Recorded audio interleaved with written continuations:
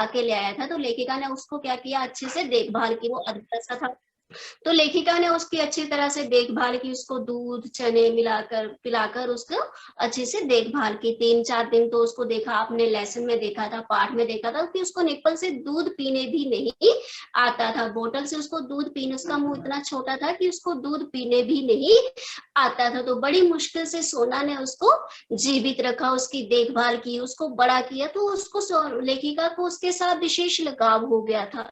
ठीक है, तो ये हमने देखा इसमें कि कैसे लेखिका के पास पहुंची। तो शिकारी के माध्यम से सोना लेखिका के पास पहुंची। तो आगे वाला प्रश्न है, सोना की दिनचर्या कैसी थी? तानिया बताएगी।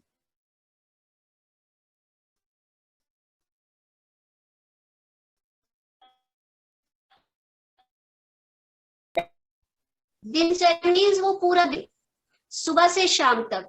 ठीक है, सुबह से शाम तक क्या क्या करती थी, तो उसका जो था वो पूरे दिन का क्या क्या, पूरे दिन वो क्या क्या करती थी सुबह से शाम तक। तो दिनचर्या होता है दिन का पूरा कार्य। तो तानिया बताइए उसकी दिनचर्या क्या थी, जल्दी से बेटा। Yes ma'am. तानिया आंसर करेंगे, चलिए चलिए वृति आप बताओ। वृति, तानिया की आवाज नहीं आ रही है, इतना टाइम नहीं है, हमने आगे व्याकरण पढ़ना है। Yes ma'am. हाँ, खुद से क्वेश्चन बनाने हैं, ठीक है, जो बड़े क्वेश्चन है वो खुद से भी आप लिख सकते हैं। Yes ma'am. मैम सोना मैम सोना पूरे दिन भर अपने अपने अपने सहेलियों के सोना दिन भर स्कूल में घूमती रहती थी, और फिर रात होने पर जब लेखिका आती थी, खाना खाने लगती थी, तब वो उनके पास बैठ जाती थी। हाँ शाबाश। दे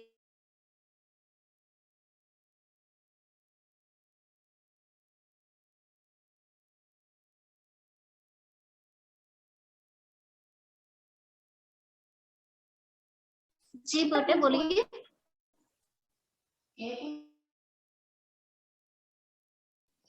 मैम डेट शीट भेजी हुई है, डेट शीट आपको बहुत दिन करी थी, दूध पीती थी,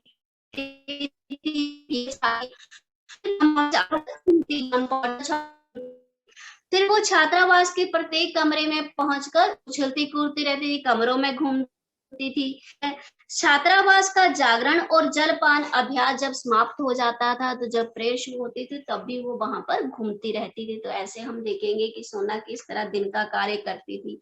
जैसे ही घंटी बजते ही वो फिर प्रार्थना के मैदान में पहुंच जाती, और समाप्त होने तक वो छात्रावास के समान ही कक्षाओं के भीतर और अंदर चक्कर लगाती रहती, भीतर और बाहर चक्कर लगाती थी।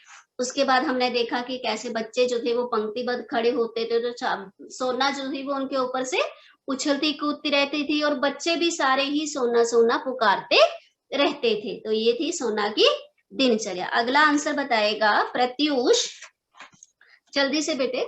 लेखिका के अनुसार कुत्ते और हिरन के स्वभाव में क्या अंतर है? कुत्ता स्वामी और सेवक का अंतर जानता है, और स्वामी की स्नेह का या क्रोध की प्रत्येक मुद्रा से परिचित रहता है। देखिए कुत्ता क्या है, स्वामी के क्रोध और प्रेम के भाव को जानता है। जब स्वामी जो है वो गुस्सा करता है या प्रेम करता है, तो कुत्ता उस चीज को समझता है। जबकि हिरन क्या करता? हिरन ये अंतर नहीं जानती है, क्योंकि वह अपनी स्नेह आंखों से चकित देखने लग जाती है। हाँ, हिरनी अब ये अंतर नहीं जानती है। हिरनी क्या करती है, जब भी उसको कोई गुस्सा करता है तो वो उसको अपनी स्नेह भरी प्रेम भरी आंखें से उसको चकित होके एकटक देखती रहती है। तो हिरन जो है वो केवल प्रेम की भाषा समझता है, लेकिन कुत्ता जो है वो स्वामी के क्रोध और प्रेम की भाषा दोनों को समझता है। ठीक है, तो इसलिए सोना से विशेष लगाव था लेखिका को। चलिए नेक्स्ट शर्णा पॉल बताएगा। बना सकते मैम। जी बेटे बोलो। हम क्वेश्चन आंसर अपने बना सकते हैं। हाँ, खुद भी लिख सकते हैं। अगर आपने पाठ ध्यान से पढ़ा है तो आप प्रश्न से रिलेटेड जो है वो आप उसका उत्तर लिख सकते हैं। ठीक है, शर्ना पॉल अगला बताइए, सोना की मृत्यु कैसे हुई? यस मैम, खाद्य व स्वाद प्राप्त करने की इच्छुक में कमी थी, इसलिए माली ने उसे मैदान में लंबी रस्सी से बांध दिया।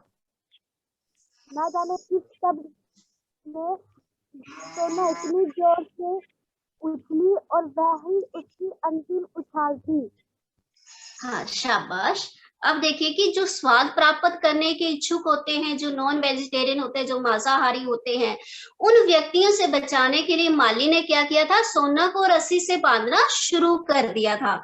अब सोना जो है वो रस्सी से बंधी हुई थी, वो भूल गई थी कि वो रस्सी से बंधी है और वो इतनी ऊंची छलांग लगाती है और रस्सी से बंधी होने के कारण वो मुंह के बल नीचे गिरती है, जिस कारण उसकी मृत्यु जो है वो हो जाती है।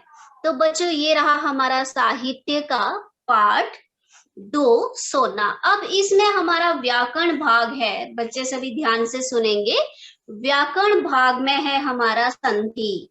ठीक है, मैं स्क्रीन शेयर कर रही हूँ, सभी बच्चे देखेंगे। स्क्रीन देखेंगे सभी। अब हमारा इसमें है व्याकरण भाग में हम देखेंगे संधि। ठीक है, तो संधि क्या है इसमें बच्चों? संधि जब दो शब्द, ठीक है, जब दो शब्द आपस में मिलकर नया शब्द का निर्माण करते हैं उसको हम संधि कहते हैं। ठीक है, जब उन शब्दों को अलग अलग लिखा जाता है तो उसको संधि विच्छेद कहते हैं। देखिए, जब शब्दों को जोड़ के लिखा जाता है तो उसको संधि कहते हैं, लेकिन जब उन्हीं शब्दों को अलग अलग करके लिखा जाता है तो उसको हम संधि विच्छेद कहते हैं।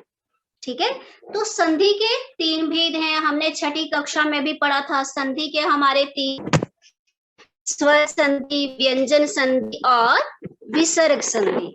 ठीक है, स्वर संधि, व्यंजन संधि और विसर्ग संधि, ये चीज हमने छठी कक्षा में भी पढ़ी है बच्चों। तो स्वर संधि क्या है?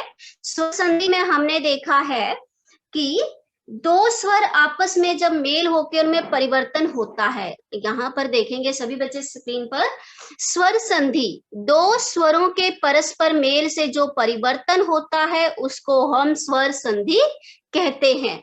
जबकि व्यंजन संधि क्या है? पहले शब्द के अंत में व्यंजन है और दूसरे के आरंभ में स्वर और व्यंजन दोनों के मेल से जो परिवर्तन आता है उसको व्यंजन संधि कहते हैं। और तीसरी क्या है? जब शब्द के अंत में विसर्गें हो और विसर्गों का किसी स्वर या व्यंजन से मेल हो तो उसको हम विसर्ग संधि कहेंगे। योगेश, दक्ष समझ आ रहा है? योगेश और दक्ष? Yes ma'am. पहले पढ़ा ना आपने संधि? No ma'am. No ma'am. चलिए, तो देखिए छठी कक्षा में भी हमने पढ़ा था। तो योगेश, दक्ष फिर से देखेंगे। संधि क्या है? दो शब्दों का जोड़, उसको संधि कहते हैं। जब उन्हीं शब्दों को अलग अलग करके लिखा जाए तो उसको संधि विच्छेद कहेंगे। तो फिर हम देखिए बच्चे यहाँ पर आगे संधि के भेद। संधि के हमारे 3 भेद हैं, स्वर संधि, व्यंजन संधि और विसर्ग संधि। तो बच्चे ये योगेश और दक्ष देखेंगे, यहाँ पर स्वर की संधि की परिभाषा भी दी गई है, व्यंजन की भी दी गई है और विसर्ग की भी दी गई है। ठीक है, तो आगे अब हम देखेंगे नई चीज क्या है इसमें। आगे देखिए, संधि के तो भेद पढ़ लिए, अब हमारे स्वर संधि के भी आगे भेद हैं। ठीक है, तो स्वर संधि के हमारे 5 भेद हैं, दीर्घ संधि, गुण संधि, वृद्धि संधि, यण संधि और अयादि संधि। ऑडियो किसका ऑन है बच्चे? ऑडियो किसने ऑन रखा है? अक्षिता राणा देखेंगे। सभी बच्चे म्यूट होंगे, तभी आपको समझ आएगा बेटे, जब सुनेंगे ध्यान से। तो योगेश, दक्ष बेटे फर्स्ट टाइम पढ़ रहे हो ना आप, ये चीज पहली बार पढ़ रहे हो तो जरा ध्यान से सुनेंगे, अटेंशन क्लास में रखनी है आपने।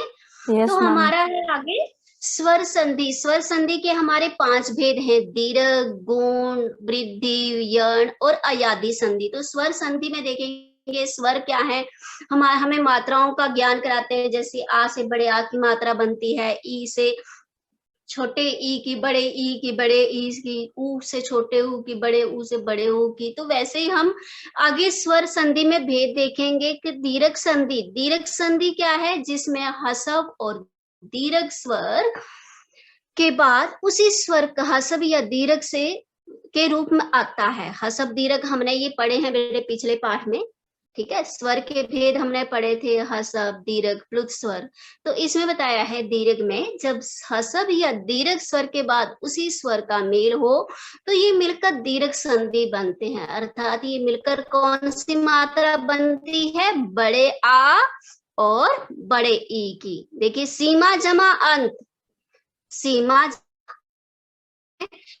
तो ये क्या आया, संधि विच्छेद। जब हमने इसको इकट्ठा करके लिख दिया क्या बना, ये सीमांत, बड़े आ की मात्रा लग गई सीमांत, तो ये हमारी आ गई दीर्घ संधि। ठीक है योगेश, तक समझ आ रहा है? योगेश और दक्ष, हाँ देखिए यस मैम। दीर्घ संधि क्या आगे, दीर्घ संधि क्या आगे, जिसमें बड़े आ और बड़े ई जब मेल होता है स्वरों का तो बड़े आ और बड़े ई की मात्रा बनती है। ठीक है, जैसे दीक्षा जमा अंत, अब हम इसको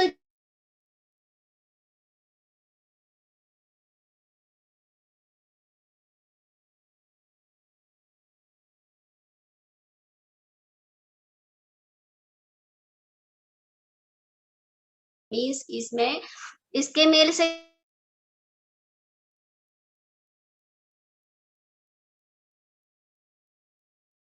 छोटे हो, जैसे परम जमा ईश्वर, परम जमा है यण संधि, सभी बच्चे ध्यान से,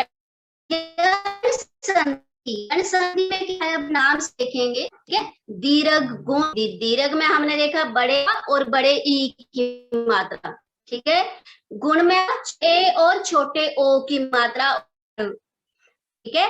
वृद्धि में हमने देखा, वृद्धि में बड़े ए और बड़े ओ की मात्रा।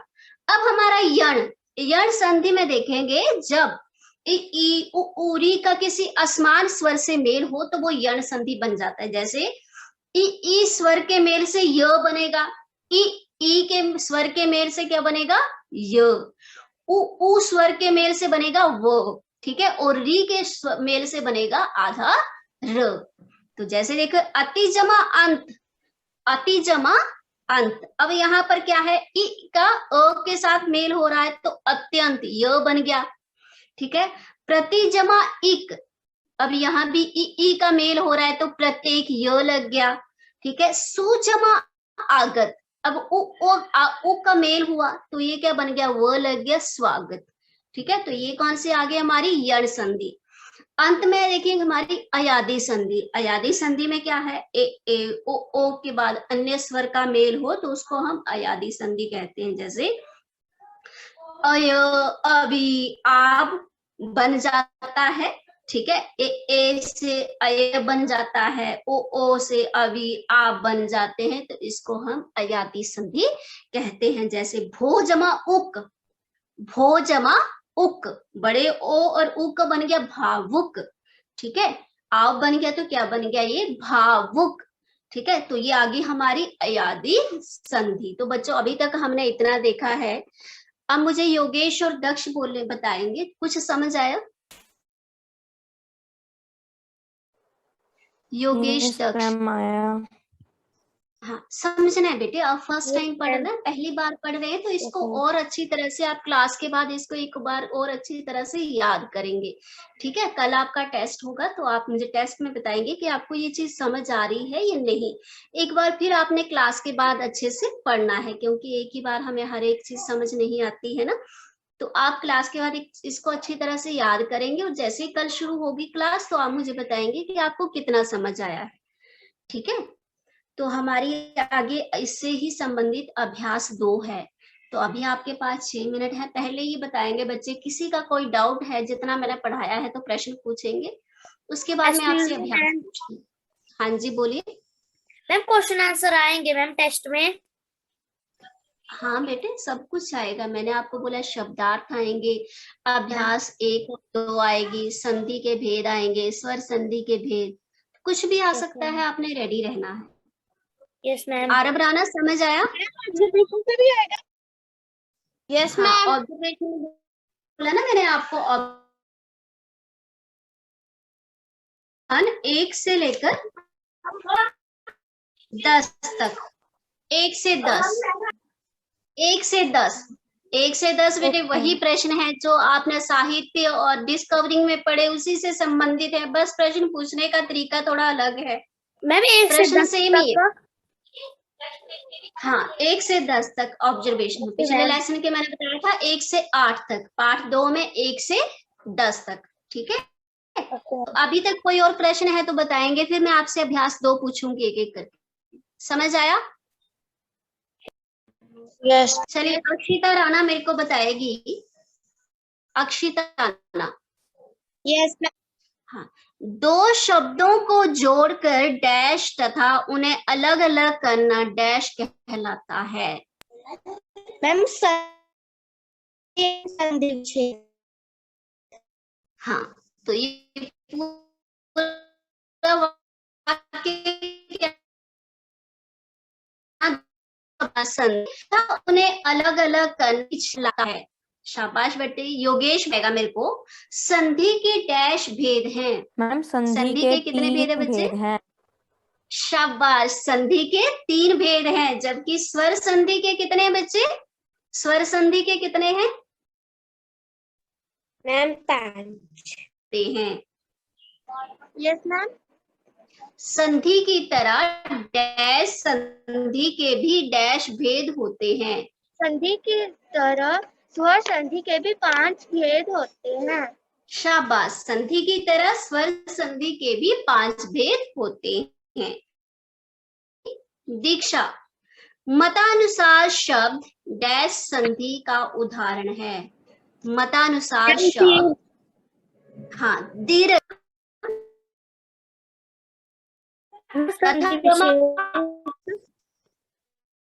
तथा जमा ए, इन शब्दों को हम जोड़ दे तो कौन सा शब्द बनेगा?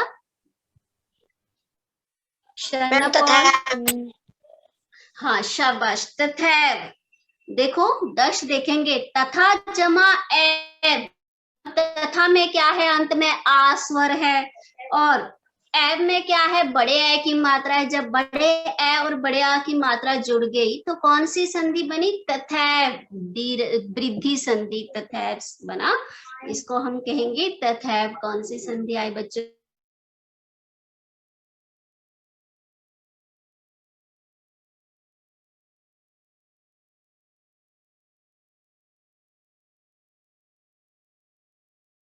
चौहान बेटे, जो कैमरा ऑन नहीं ना करेगा उससे मैं क्वेश्चन नहीं पूछूंगी। हाँ, अश्मित अपना फेस दिखाएंगे बेटे। देखिए, मेरे 7वीं कक्षा के बच्चे बहुत सुंदर हैं। हाँ, तो ऐसे आपने ऐसे थोड़ी बैठना है क्लास में अपना मुंह छिपा के। ठीक है, सभी अपना फेस दिखाएंगे। अश्मित, अश्मित आवाज आ रही है? सुमेश धर, सुमेश, सुमेश, अस्मित, देखो कितने प्यारे प्यारे बच्चे हैं और कैमरा बंद करके बैठे हैं। अक्षिता मेहरा, रितेश, गर्व, दिव्यांश, समर, सारांश, शिव ठाकुर। कैमरा ऑन करिए बच्चों। हाँ, शिव ठाकुर बताओ मेरे को, जब ई ई उ या री का किसी असमान स्वर से मेल होता है तो वो कौन सी संधि होती है?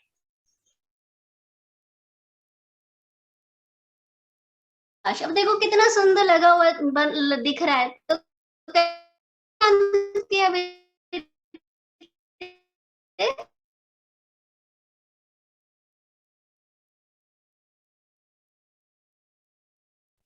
हाँ, ऐसी